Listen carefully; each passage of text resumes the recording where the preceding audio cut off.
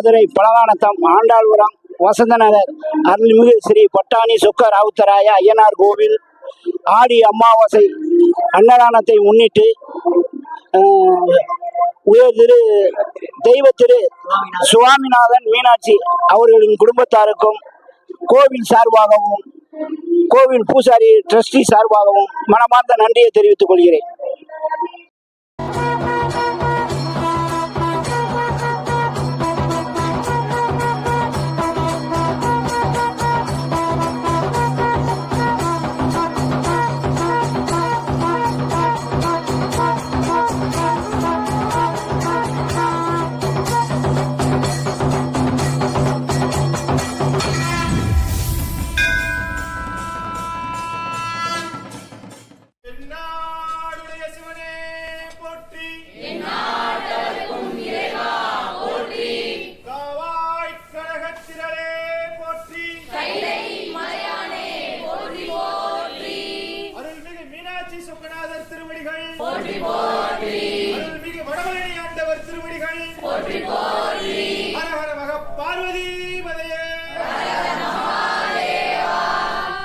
IBC பக்தி நேயர்களுக்கு இனிமையான நேர்த்த வணக்கங்கள்.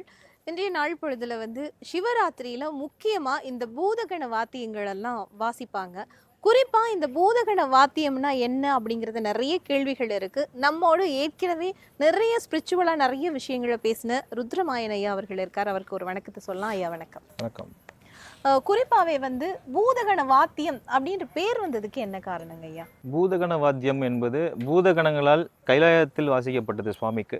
அதனால் இது பூதகண கைலாய வாத்தியம் என்று அழைக்கப்பட்டது. நிச்சயமா. இப்போ குறிப்பாவே இந்த வாத்தியங்கள் எல்லாமே ரொம்ப பெரிய பெரிய சைஸ்ல இருக்கு. நம்ம வாத்தியம் குட்டியா பாக்குறோம், இப்ப மினியேச்சரா பாக்குறோம். ஆனா இந்த வாத்தியங்கள் எல்லாம் ரொம்ப பெருசா இருக்கு. இதுக்கான காரணம் என்ன? பூதகணங்கள்ன்ற போதே வாத்தியங்கள் எல்லாமே பெருசா தானே இருக்கும். பூதகணங்கள் இசைக்கிறதுனால பூதகணங்கள். ஆமா, அதனால பூதகண வாத்தியம் என்று அழைக்கப்பட்டது. ஏன்னா எல்லா இசைக்கருவிகளுமே இதுல கொஞ்சம் பெருசா தான் இருக்கும். காலத்துக்கு ஏற்ற மாதிரி கொஞ்சம் மாத்திக்கிட்டாங்க. பட் எல்லாமே ரொம்ப பெருசாக தான் இருக்கும். ஏன்னா சுவாமிக்கு வாசிக்கும் போது அவ்வளோ அந்த வைப்ரேஷன் இருக்கும்போது தான் ரொம்ப நல்லா இருக்கும் இந்த பூதகண கைலாய வாத்தியம் என்பது. அதுக்காக தான் அந்த வாத்தியம் எல்லாமே கொஞ்சம் பெருசாக தான் இருக்கும். இன்னும் பெருசு எல்லாமே இருக்கு. நிச்சயமாங்க. இப்போ நம்ம இத்தனை பேர் சேர்ந்து வாசிக்கிறோம் இல்லையா? இத்தனை பேர் சேரணுமா? இதுக்கான காரணம் இருக்கா? மொத்தமா எத்தனை பேர் சேர்ந்தா இந்த இந்த இசை அப்படிங்கிறது ஒருமித்த இசையா வரும்? சரி, ஒரு ஆளா வாசிக்கும் போது அதுல ஒரு ரொம்ப பெரிய ஒரு நாத இணைப்பு இருக்காது உங்களுக்கு. எல்லாமே சேர்ந்து ஒருங்கிணைச்சு வாசிக்கும்போது இப்போ நாதஸ்வரம் தவுல் அப்படின்ற மாதிரி கொண்டு வரும்போது இப்போ தாளம் உடல் இது சேரும்போது தான் உடலும் உயிரும் அப்படின்ற மாதிரி நமக்கு ஒரு கனெக்ஷன் ஏற்படும். அப்படி இருக்கும்போது பிரம்மத்தாளம் அப்படின்னு சொல்லி ஒரு தாளம் இருக்குது. அந்த தாளம் இசைக்கும் போது உடல் அதோடு சேர்ந்து வாசிக்கும் போது பார்த்தீங்கன்னா அதோட ஒரு ஆத்மாத்மமான ஒரு ரொம்ப வைப்ரேஷன், ரொம்ப சக்தி நல்லா இருக்கும். உடல் அப்படிங்கிறது என்ன, உயிர் அப்படிங்கிறது என்ன இந்த வாத்தியத்தில்? எக்ஸாக்ட் நம்மளே ஒரு மாடலை எடுத்துக்கலாமே. நம்ம உடல் எப்படி இருக்குது, உடல் உயிர் இது ரெண்டுமே பிரியும் போது என்ன ஆகிடும்? ரெண்டும் தனித்தனியாயிரும். எதுவுமே இல்லை அப்படின்ற மாதிரி ஒரு சூழ்நிலை வந்துடுதில்ல. அதே மாதிரி தான் இப்போ வெறும் உடல் மட்டும் நம்ம வாசிச்சுட்டே இருக்கும்போது என்ன ஆகுனா அதில் வெறும் சத்தமாக மட்டும்தான் இருக்கும். ஒரு பேஸ் சவுண்டு வரும், அவ்வளோதான்.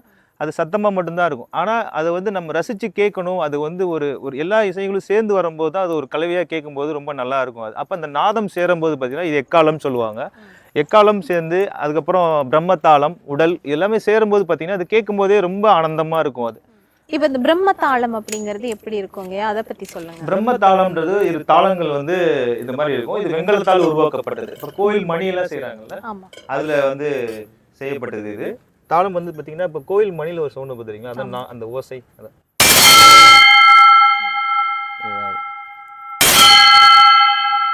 இது கண்ணை மூடி நீங்க கேட்டீங்கன்னா இதோட அந்த ஃபீல் உங்களுக்கு தெரியும். பிரெயின்ல இருக்கிற நர்வ்ஸ் எல்லாமே பயங்கரமா ஆக்டிவேட் ஆகும் இது கேட்கும்போது. நீங்க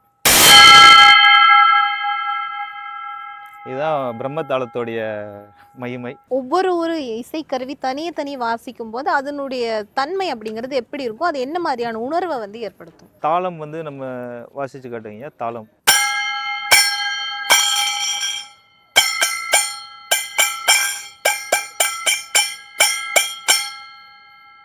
இது தாளத்தோடைய நாதம். இது எக்காலம்.